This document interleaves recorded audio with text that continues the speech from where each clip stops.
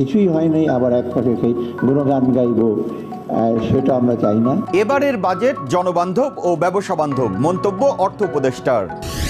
এই বাজেটে আমরা সেই আয় বৈষম্য কমানোর এমন কার্যকর উদ্যোগ দেখিনি।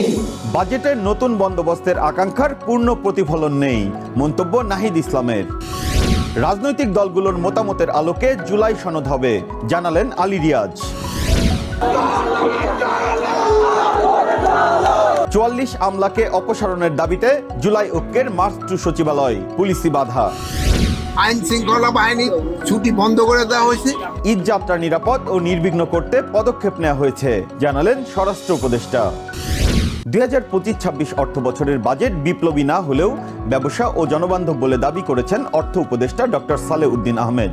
বাজেটোত্তর সংবাদ সম্মেলনে উপদেষ্টা বলেন, আমরা গতকাল বাজেট উপস্থাপন করেছি, সংসদ নেই তাই জাতির সামনে করেছি, আমরা ক্ষমতা নয়, দায়িত্ব নিয়েছি। লক্ষ্য ছিল যে বাজেটটা যেন একটু বাস্তবমুখী হয়, বাস্তবায়নযোগ্য হয়। কথার ফুলঝুরি বলে কোনো কিছু করবো, আশ্বাস দেবো, সেটা কিন্তু আমরা করিনি।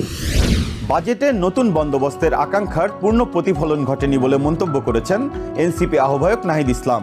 বাজেট প্রতিক্রিয়া নিয়ে সংবাদ সম্মেলনে তিনি বলেন, বাজেটে মধ্যবিত্ত ও নিম্ন মধ্যবিত্তের জীবনমান উন্নয়নে কোনো প্রভাব পড়বে না। কালো টাকা সাদা করার সুযোগ জুলাই ছাত্র জনতার আত্মত্যাগের পরিপন্থী বলেও মন্তব্য করেন তিনি। সরকার এই বর্তমান সময়ে যে অর্থনৈতিক সমস্যাগুলো, তার প্রপার সলিউশন বা স্ট্র্যাটেজি বা যে ভিশনটার কথা আমরা বলতেছি বৈষম্যহীন সমাজে, সেইটা এই বাজেটের মধ্য দিয়ে আসেনি।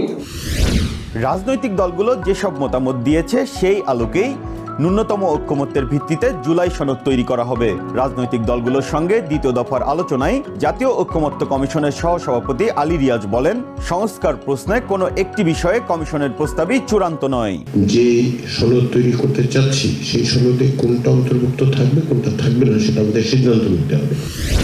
সরকারি দপ্তরে কর্মরত ৪৪ জন আমলাকে অপসারণের দাবিতে মার্চ টু সচিবালয় কর্মসূচি পালন করেছে জুলাই ঐক্য।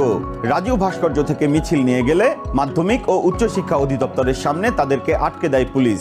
সেখানে অবস্থান নিয়ে দুর্নীতিগ্রস্ত আমলাদের দ্রুত অপসারণের দাবি জানান বিক্ষোভকারীরা। সাধারণ মানুষের ঈদযাত্রা নিরাপদ ও নির্বিঘ্ন করতে প্রয়োজনীয় পদক্ষেপ নেওয়া হয়েছে বলে জানিয়েছেন স্বরাষ্ট্র উপদেষ্টা জাহাঙ্গীর আলম চৌধুরী। উপদেষ্টা বলেন, ঈদযাত্রায় ফিটনেসবিহীন কোনো গাড়ি চলতে দেয়া হবে না এবং ডাকাতি প্রতিরোধে প্রয়োজনীয় ব্যবস্থা গ্রহণ করা হয়েছে। কোনো জায়গায় কোনো ধরনের কোনো সমস্যা না হয় এই বিষয়ে আমরা পুরোটা সজাগ আছি এবং আইন শৃঙ্খলা বাহিনী সজাগ আছে।